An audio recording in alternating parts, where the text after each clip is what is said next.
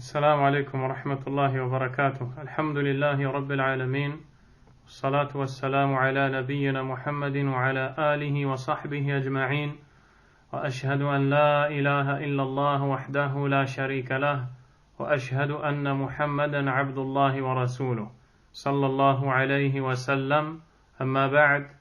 En cette soirée du 11 du mois de Rabi' al-Thani de l'an 1437 de l'hégire du prophète Mohammed sallallahu alayhi wa sallam, qui correspond au 20 janvier 2016, nous entrons incha'Allah dans le 28e cours de l'étude des leçons importantes pour toute la communauté du Cheikh Abdul Aziz ibn Baz, qu'Allah le récompense et lui fasse miséricorde. Et nous sommes toujours dans la 10e leçon qui correspond ou qui est en relation avec les actes recommandés de la prière. Nous nous sommes arrêtés sur le fait de tenir la tête bien droite dans le prolongement du dos pendant l'inclinaison. La suivante, c'est le fait d'éloigner les bras du corps, le ventre des cuisses et les cuisses des mollets, et ceci pendant la prosternation. Car c'est d'ailleurs rapporté du prophète alayhi salatu wassalam, dans sa manière de prier, le musulman qui accomplit sa prière ne doit pas compresser les membres ou les coller les uns sur les autres. Au contraire, il doit prendre une position qui lui permette de prier et d'être le plus à l'aise possible, car c'est ce qui le poussera à être pleinement recueilli dans sa prière. Et tout ce qui dans la prière amène à être recueilli et recherché. Pour cela, le prophète sallallahu alayhi wa sallam se positionnait de cette façon dans le but d'être le plus concentré possible et ainsi méditer dans sa lecture, dans les invocations qu'il prononce alors qu'il est incliné, alors qu'il est prosterné. D'où l'erreur faite par bon nombre de gens qui, lors de la prosternation, serrent les membres les uns contre les autres, si bien que leurs corps sont collés aux bras, les ventres sont collés aux cuisses et les cuisses sont collées aux mollets. Comment, avec une telle position, pouvons-nous être recueillis ou pleinement recueillis dans notre prière? Ensuite, le Cheikh Ibn Baz rahimahullah a cité le fait de lever les bras, les avant-bras du sol pendant la prosternation. Ceci car dans le récit rapporté par l'imam al-Bukhari, il nous dit فَإِذَا سَجَدَ وَضَعَ يَدَيْهِ غَيْرَ مُفْتَرِشٍ وَلَا قَابِضِهِمَا. Lorsqu'il se prosterne, il pose ses deux mains sans les laisser étaler, c'est-à-dire étaler au sol, de sorte à ce que la paume des mains et les doigts soient posés au sol, mais l'avant-bras et le coude, eux, élevés et non pas posés au sol. Tout comme ils ne doivent pas être fermés, donc collés au corps. Il y a également parmi les sunnas de la prière s'asseoir sur la jambe gauche en posant le pied droit verticalement perpendiculaire au sol pendant le premier tashahhud et également entre les deux prosternations. Et ceci est rapporté par l'imam Muslim d'après Aïcha radiyallahu anha qui dit كان يفرش رجله اليسرى وينصب رجله اليمنى. Le prophète sallallahu alayhi wa sallam étalait sa jambe gauche et il levait son pied droit, c'est-à-dire il le mettait en position verticale. C'est-à-dire que lors du premier tashahhud, il faut faire en sorte que la cuisse gauche soit posée sur le mollet gauche, également le plat du pied gauche. C'est comme si on formait la lettre L avec la partie de la jambe gauche qui commence du genou jusqu'au mollet. Imaginez-vous vous asseoir sur la lettre L. Voilà ce qu'il faut faire. Quant au pied droit, il faut faire en sorte que les orteils, les doigts de pied soient en direction de la qibla, de la Mecque, et donc posés au sol, et tout le reste du pied notamment le plat du pied jusqu'au talon, soit perpendiculaire au sol, c'est-à-dire qu'il soit en position verticale. Ensuite, parmi les sunnahs, Cheikh Ibn Baz rahimahullah ta'ala a cité adopter la position appelée tawarruk durant le dernier tashahhud des prières de 3 rak'ah et 4 rak'ah, qui consiste à poser la fesse gauche sur le sol en posant le pied droit verticalement perpendiculaire au sol et en faisant glisser le pied gauche sous le tibia droit. Cette position a été appelée tawarruk car le terme tawarruk est issu du mot warik et le mot warik en arabe c'est la hanche. Il s'agit ici de s'asseoir sur la hanche et la description nous a été donnée par le récit du compagnon Humayd as-Sa'idi Abu Humayd as-Sa'idi radiyallahu anhu. Ceci nous le retrouvons chez l'imam al-Bukhari. Wa fihi, on y trouve la parole wa qa'ada ala maq'adatihi, puis il s'est assis sur son derrière. Et bien sûr, il y a une façon de le faire. Elle nous a été détaillée par le Cheikh Ibn Baz rahimahullahu ta'ala. Cette position doit être adoptée pendant le dernier tashahhud, comme nous l'avons dit, dans les prières de 3 rak'ah comme la prière du Maghrib, ou 4, comme Dhuhr, Asr et Salat al-Isha. Il faut faire en sorte que la fesse gauche ainsi que la cuisse gauche soient posées au sol, soient assis et posés à même le sol, pendant que le pied droit, lui, est vertical, comme nous l'avons dit dans l'assise dont nous venons de parler juste avant celle-ci.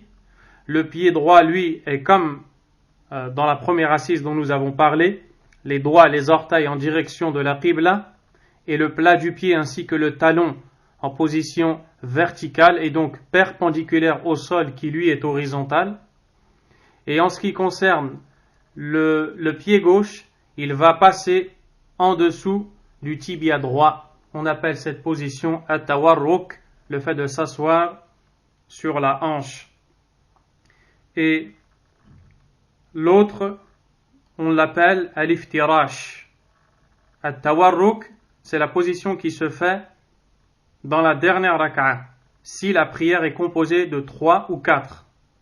Al-iftirash est la position qui se fait à la fin de la deuxième rak'ah, c'est-à-dire au premier tashahhud. Alhamdulillah. Parmi les sunnahs de la prière, lever son index pendant le premier et le dernier tashahhud et le remuer pendant toute invocation. Ceci fait partie de la sunnah que l'index soit levé. Et vous pourrez pour plus de détails revenir au livre du Cheikh Muhammad Nasir al-Din al-Albani rahimahullah intitulé Sifatus Salah, la description de la prière comme si tu la voyais, dans lequel justement il mentionne les récits où on fait mention du fait de bouger le doigt et de le diriger vers la Qibla, vers Mecca. Ceci est donc une sunna dans la prière. Également, le cheikh dit dire la prière et la demande de bénédiction sur le prophète sallallahu alayhi wa sallam, donc as-salatul ibrahimiyya, la prière sur le prophète sallallahu alayhi wa sallam, comme nous l'avons déjà vu. Ici nous parlons bien sûr du premier tashahhud, non pas du dernier. Ceci fait partie également de la sunna et il est bon de le faire. Il nous dit aussi réciter à voix haute dans la prière de l'aube, salatul fajr, dans la prière du vendredi, la prière des 2 fêtes, la demande de pluie, et dans les 2 premières rak'ah des prières du coucher du soleil al-maghrib et du soir al-isha. Ceci fait partie de la sunna. Beaucoup de gens pensent que c'est une obligation. Pour cela, lorsque par oubli ils ont négligé le fait de réciter à voix haute, ils pensent qu'ils doivent faire une compensation et ceci est erroné. Il n'y a aucune chose à faire pour rattraper cela, car ce n'est pas une obligation, mais c'était plutôt quelque chose de recommandé que de réciter à voix haute dans les prières dont vous venez d'entendre parler.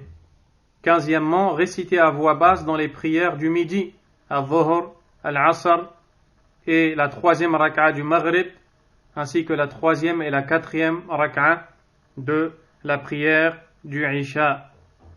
Il y a également le fait d'invoquer Allah tabaraka wa ta'ala avant le salut final. Comme nous l'avons dit, beaucoup de gens ignorent que ce moment est propice pour solliciter Allah subhanahu wa ta'ala. Il dit aussi réciter d'autres versets du Coran après Suratul Fatiha, car Suratul Fatiha, sa récitation est un pilier dans la prière comme nous l'avons déjà dit, alors que la récitation d'autres chapitres ou d'autres versets du Coran est une sunnah. Il faut donc le faire, et dans le cas où la personne n'a pas pu le faire, elle n'est pas dans le péché. Walillahi alhamd. Quant à Suratul Fatiha, elle est obligatoire, c'est un pilier dans la prière. Il y a également ces choses que le cheikh a citées, rahimahullahu tabaraka wa ta'ala, comme le fait de poser les mains en écartant les doigts sur les genoux pendant l'inclinaison. Ceci fait partie des actes recommandés. Et d'ailleurs, il est décrit que lorsque l'on s'incline, les paumes des mains doivent être posées sur la rotule du genou et les doigts écartés comme si on attrapait dans notre main, pour vous imaginer cela, comme si que vous attrapiez dans votre main une balle de tennis. C'est comme ça qu'il faut attraper votre rotule pendant que vous êtes incliné. Et ainsi s'achève la 10e leçon. Walillahi alhamd. Nous passons donc à la 11e leçon, incha'Allah ta'ala. Les actes annulatifs de la prière, que l'on appelle en arabe mubtilatus salah, du verbe abtala, qui signifie rendre caduc, c'est-à-dire annuler. Il y a dans la prière des choses qui, si elles sont faites, rendent la prière caduque, invalide et annulée. Et le musulman doit s'instruire dans ces choses pour prendre garde à tomber dans l'une d'entre elles, ou alors dans plusieurs d'entre elles, comme c'est le cas malheureusement de bon nombre de gens qui ignorent ces choses-là et ne cessent de les commettre dans leur prière. Al-Cheikh Ibn Baz rahimahullah nous dit: les annulatifs de la prière sont au nombre de 8. Parler volontairement et consciemment en sachant que ceci annule la prière. Quant à celui qui a oublié ou est ignorant, sa prière n'est pas annulée. Deuxièmement, rire. Troisièmement, manger. Quatrièmement, boire. Cinquièmement, découvrir les parties intimes. Sixièmement, dévier de façon importante de la direction de la qibla. Septièmement, multiplier les gestes inutiles de façon successive durant la prière. Et enfin, huitièmement, perdre ses ablutions. Comme nous l'avons dit, il existe des choses qui sont appelées les annulatifs de la prière. Quand celui qui prie les communs, sa prière devient caduque, comme s'il n'avait jamais prié. Il a cité en premier lieu l'interdiction de parler dans la prière et le fait que parler volontairement et consciemment, car dans le cas où parler a été fait par manque de connaissance, la personne qui a parlé ignorait que parler annule la prière, ou alors par oubli, par distraction, sa prière n'est pas annulée. La preuve que cette chose est un acte annulatif de la prière, le récit de Zayd ibn Arqam radiyallahu anhu, lorsqu'Allah azza wa jalla a révélé le verset 238 de Suratul Baqarah, où il nous dit: حافظوا على الصلوات والصلاة الوسطى وقوموا لله قانتين. Soyez assidus aux prières et particulièrement la prière médiane et tenez-vous debout humble devant Allah. Le compagnon nous dit: كنا نتكلم في الصلاة. يكلم الرجل صاحبه وهو إلى جنبه في الصلاة. Nous parlions autrefois dans nos prières, si bien que l'homme d'entre nous s'adressait à son compagnon qui priait à ses côtés, حتى نزلت, jusqu'au jour où est descendu le verset, وقوموا لله قانتين, tenez-vous debout, humble devant Allah, فأمرنا بالسكوت ونهينا عن الكلام. Nous avons reçu l'ordre de se taire et l'interdiction de parler, c'est-à-dire après la révélation de ce verset, car avant la révélation de ce verset, les compagnons radiyallahu anhum n'avaient pas l'interdiction, ils se parlaient pendant la prière. Mais après ce verset, l'interdiction fut effective et elle ne cesse d'être en vigueur. Et ceci, bien sûr, à condition que celui qui est parlé le fasse volontairement et consciemment. Par contre, s'il a parlé involontairement ou alors par ignorance, sa prière n'est pas annulée. Deuxième, troisième et quatrièmement, rire, manger et boire. Et ceci, bien sûr, à l'unanimité des savants. Il est formellement interdit de rire pendant la prière, de manger ou de boire. Quiconque agirait ainsi aura alors commis un acte annulatif de la prière qui la rendra caduque. Il n'est pas permis aux musulmans de ne pas donner sa valeur à cette prière en riant pour la moindre chose. Cinquièmement, inkishaful awra, découvrir les parties intimes. Comme nous l'avons vu, dans les conditions de la prière, le fait de se couvrir les parties intimes, et nous avons expliqué ce que sont les parties intimes qui doivent être couvertes pendant la prière. Sixièmement, al-inhiraful kathiru an jihatil qibla, c'est-à-dire le fait de dévier de façon importante de la direction de la qibla. Et ce n'est pas pour rien que Cheikh rahimahullah a précisé de façon importante, car on voit certaines personnes qui pensent que si elles dévient de 5 ou de 10 cm, la prière est caduque. Et pour cela, tu vois des gens se disputer dans les mosquées. Certains disent il faut prier dans cette direction, pendant que les autres disent il faut se tourner légèrement, et tu les vois se disputer pour 5 cm. Ce n'est pas ça qui est voulu. Ce n'est pas ça, mais c'est plutôt de dévier de façon importante de la qibla. Quant au fait de dévier de façon légère, ça n'a aucune incidence sur la prière. Septièmement, multiplier les gestes inutiles de façon successive, comme le font justement ces gens qui pendant la prière passent leur temps à regarder leur montre, comme s'ils étaient en train de souffrir pendant la prière malheureusement, ou alors ces gens qui jouent avec leur barbe, si bien que du début jusqu'à la fin de la prière, nous avons déjà vu des fidèles ne pas lâcher leur barbe du début jusqu'à la fin, ou d'autres qui mettent leurs mains aux poches et qui ne cessent de bouger et de faire beaucoup de mouvements. Ceci annule la prière, car le prophète sallallahu alayhi wa sallam a dit « Inna fi salati la shughla » il y a dans la prière une occupation. Le musulman, lorsqu'il prie, ne doit pas faire autre chose que sa prière. Huitièmement, le fait de perdre ses ablutions, car comme nous l'avons vu, les ablutions sont une condition pour la prière. Et c'est ainsi que s'achève la 11e leçon sur les actes annulatifs de la prière. Walillahi alhamd. 12e leçon, shurutul wudu, les conditions des ablutions. Car comme les ablutions elles-mêmes représentent une des conditions de la prière, les ablutions elles-mêmes ont des conditions pour être valides. Et le musulman doit s'instruire.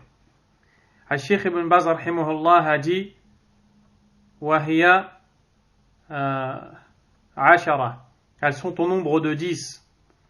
L'islam, la raison, l'âge du discernement, c'est-à-dire entre le bien et le mal, l'intention, ne pas avoir l'intention d'interrompre les ablutions jusqu'à la fin, cesser tout acte qui annule les ablutions, faire précéder les ablutions du lavage ou du nettoyage des parties intimes, la pureté et le caractère licite de l'eau utilisée, ôtez tout ce qui fait obstacle entre l'eau et la peau. L'entrée de l'heure de la prière pour celui qui perd tout le temps les ablutions. Ce sont donc 10 choses qui représentent les conditions des ablutions, et comme nous l'avons vu, la condition est une chose dont l'absence entraîne l'inexistence de l'acte voulu, et qui doivent être, les conditions doivent être forcément toutes réunies pour permettre à l'individu d'accomplir l'acte voulu, en l'occurrence ici, les ablutions. Ainsi, le musulman doit apprendre ces choses-là. En ce qui concerne les 3 premières, l'islam, la raison et le discernement, vous pouvez revenir au cours sur les conditions de la prière. Ce sont exactement les mêmes conditions qui sont demandées pour les ablutions ici. Il faut être musulman, il faut avoir la raison et il faut savoir faire le discernement. Nous l'avons dit, c'est à partir de l'âge de 7 ans. Ainsi, toute personne qui n'est pas musulmane, ou alors qui peut être musulmane mais pas douée de raison, ou alors qui est musulmane douée de raison mais qui n'a pas encore le discernement, c'est-à-dire qui n'a pas atteint les 7 ans, ces ablutions, ou on dira que cette personne n'a pas réuni les ablutions pour la validité, les conditions, pour la validité des ablutions. Quatrièmement, an-niyya, l'intention. Effectivement, l'intention est une condition qui doit être réunie et remplie pour justement la validité de la prière, et en réalité l'intention doit être présente dans toutes les adorations, car le prophète sallallahu alayhi wa sallam a dit « Innamal a'malu bin niyat » les actes ne valent que par les intentions. « Wa innama li kulli imri'in ma nawa » et à chaque individu ce qu'il a eu l'intention de faire. C'est-à-dire que chacun sera rétribué en fonction de l'intention de ce qui l'a poussé à agir. Et ce qui est voulu ici, c'est d'avoir l'intention de se purifier pour la prière. Pourquoi est-ce que ceci est une condition? Car il arrive que certaines personnes fassent exactement les mêmes gestes qui sont faits pendant les ablutions, al-wudu, mais simplement pour se rafraîchir, à cause de la chaleur intense, à titre d'exemple. Et là, cet acte ne sera pas compté comme les ablutions. Il faut que la personne ait l'intention de se purifier pour la prière. Cinquièmement, ne pas avoir l'intention d'interrompre les ablutions jusqu'à la fin. Prenons l'exemple d'une personne qui fait ses ablutions, puis arrivé à la moitié, la personne se dit dans sa tête, finalement, je ne fais pas les ablutions, je ne fais que me rafraîchir. Vu que je ne vais pas prier, j'aurai l'intention plus tard. En ayant cette intention que vous venez d'entendre, ces ablutions vont être annulées. Et ça ne sera qu'un simple rafraîchissement. Ou alors une personne qui annulerait pour toute autre raison. Il faut avoir l'intention de faire les ablutions du début jusqu'à la fin. C'est ça qui est voulu. Sixièmement, inqita' wujubi mujibil wudu. C'est tout acte qui annule les ablutions. Par exemple, ce qui sort des 2 orifices, avant et arrière, comme les urines, les excréments, et pour certains savants, comme le fait de manger la viande de chameau qui annule pour eux les ablutions, et toutes ces choses-là. Si elles sont faites, quelqu'un ne peut faire ses ablutions pendant qu'il fait justement ces choses-là. Septièmement, faire précéder les ablutions du lavage ou du nettoyage des parties intimes. Il s'agit ici de celui qui a accompli ses besoins, car beaucoup de gens parmi les musulmans de la masse ignorent cela et pensent qu'à chaque fois que l'on fait ces ablutions, il faut se nettoyer les parties, et ceci est faux, c'est une compréhension erronée. Il ne faut se nettoyer les parties que si on a accompli ses besoins, que ce soit les besoins légers, la sortie des urines, ou alors des gros besoins comme les excréments. À ce moment-là, il est demandé à la personne de se nettoyer avant de faire ses ablutions, et ce nettoyage, on l'appelle al-istinja.